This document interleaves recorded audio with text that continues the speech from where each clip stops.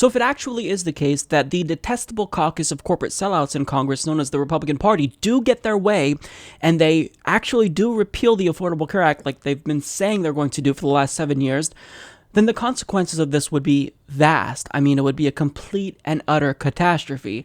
And they took time to reassure the American people that when they said they were going to repeal Obamacare and throw 30 million Americans off of their current insurance plan, they weren't bluffing. We know that things are only getting worse under Obamacare.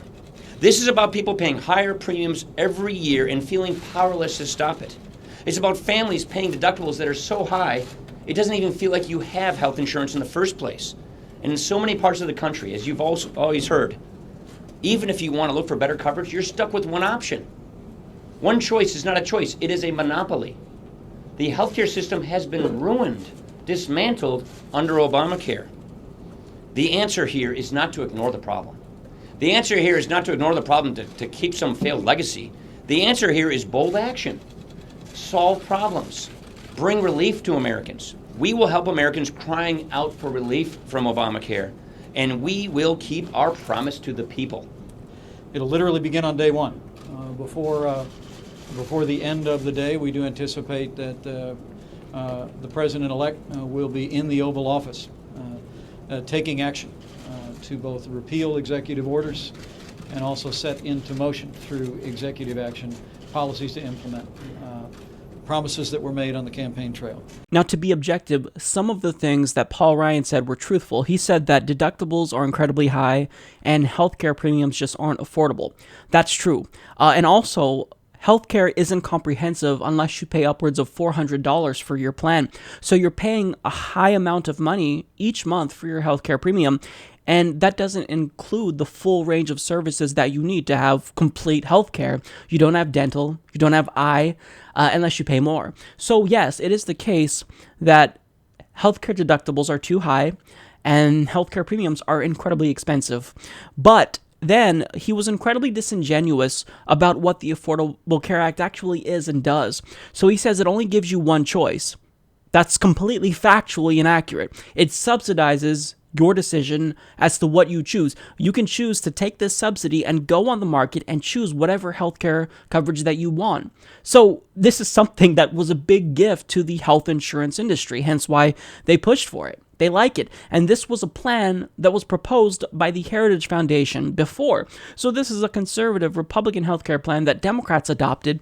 And even though it is the case that it doesn't do much and that it's now basically broken and needs to be reformed, well, it was a step in the right direction. And there are many provisions within the Affordable Care Act that I like. So for example, I like that younger people can stay on their parents' plans until they're 26. I like that insurance companies can no longer discriminate against people who have pre-existing conditions. So, it was a step in the right direction, but it's broken and it needs to be fixed. And what we need to do is move towards a single-payer system. And at a minimum, if we're not going to move towards single-payer, we need to have a public option, because a public option would force these health insurance industries, which currently rip people off, to compete with a government-run plan, which would be optional. And if you choose the government-run plan, and if enough people go towards that, well, then the private insurance companies would see that they have to compete with the government. So they would inevitably lower their prices. This is called competition. And if you have a government option, it makes the other health insurance companies more competitive. It influences them to offer more, as well as reduce the cost of their premiums, because right now they are making lots of money ripping us off and not doing very much to give us real health care. So with that being said, I have been extremely vocal about the ways in which the Affordable Care Act doesn't work and where it needs to be reformed. However, one thing is very clear. You can't just repeal it unless you have a plan to replace it. Now, the Republican plan to replace the Affordable Care Act is this.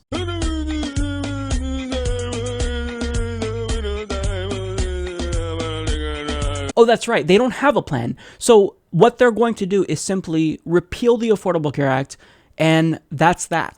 They have no replacement. Nothing. They have proposed zero solutions. And if you do that, as it stands, if you simply just repeal the Affordable Care Act, here's what is at stake. So 30 million Americans would lose their health insurance like that, immediately, including myself. And if I get knocked off of my already shitty healthcare plan, I'm going to be pissed. I'm going to be really pissed, and I'm going to make some calls to Republican offices. Now, even if you just do a partial repeal of Obamacare and roll back some provisions, the Urban Institute estimates, quote, the number of uninsured people would rise from 28.9 million to 58.7 million in 2019, an increase of 29.8 million people, 103%. The share of non-elderly people without insurance would increase from 11% to 21%, a higher rate of uninsurance than before the Affordable Care Act because of the disruption to the non-group insurance market. So I'm going to read that again. That would lead to a higher rate of uninsurance than before the Affordable Care Act. It would be a disaster. Now, when you break down those numbers, 82% of those that will lose their health insurance would come from the working class, and 12.9 million in total would lose Medicaid and CHIP coverage in 2 years. So a bunch of children would be knocked off of their health insurance plan. Now, overall, they conclude, quote, this scenario does not move the country back to the situation before the Affordable Care Act. It moves the country to a situation with higher uninsurance rates than was the case before the ACA's reforms. To replace the ACA after reconciliation with new policies designed to increase insurance coverage, the federal government would have to raise new taxes, substantially cut spending, or increase the deficit. But apparently, you don't have to worry about losing your healthcare coverage if the Affordable Care Act is in fact repealed, because Kellyanne Conway says that you're not going to. Okay, guys, take her word for it.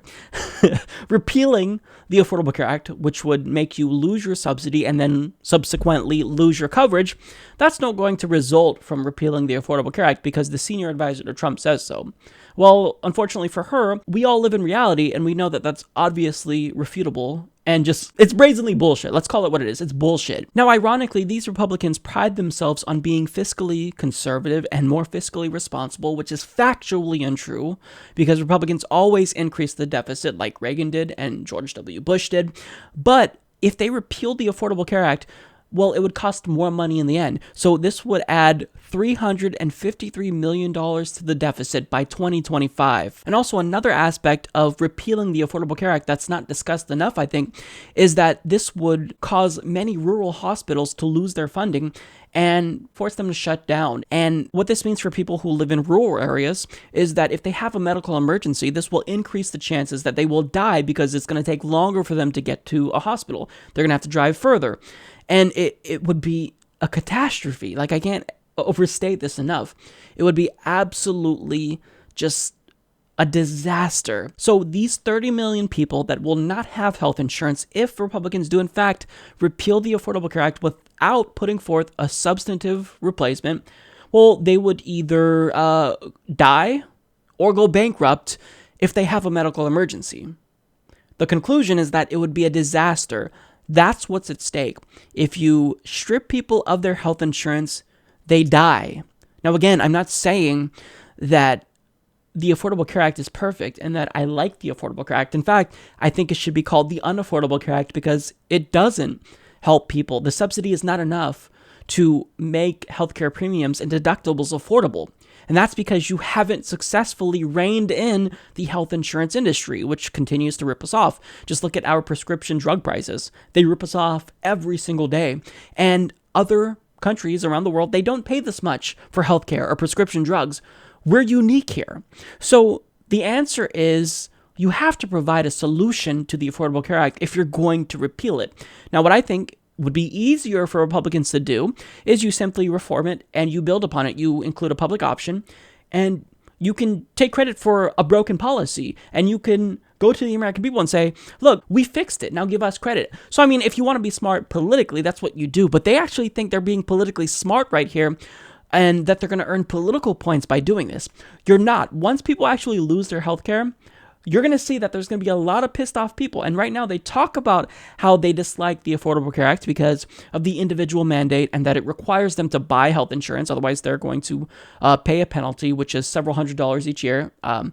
But the alternative is that they don't have health insurance. If you don't have health insurance and you have a medical emergency, you die in many cases, or you simply go bankrupt. So if Republicans actually want to repeal it, they better damn well come up with a strategy to transition those 30 million people that would lose coverage to something else. And there's reasons why Donald Trump is already expressing reservations about doing this. It's because stripping people of their healthcare is not an effective way to govern. So you can espouse rhetoric that people generally agree with, because many people, if you poll them, they dislike the Affordable Care Act, but they like the Affordable Care Act if you poll them on individual provisions. But if you throw them off their health insurance, you're going to piss a lot of people off. So try it. You guys will lose. Support this podcast by joining the independent progressive media revolution today at humanistreport.com.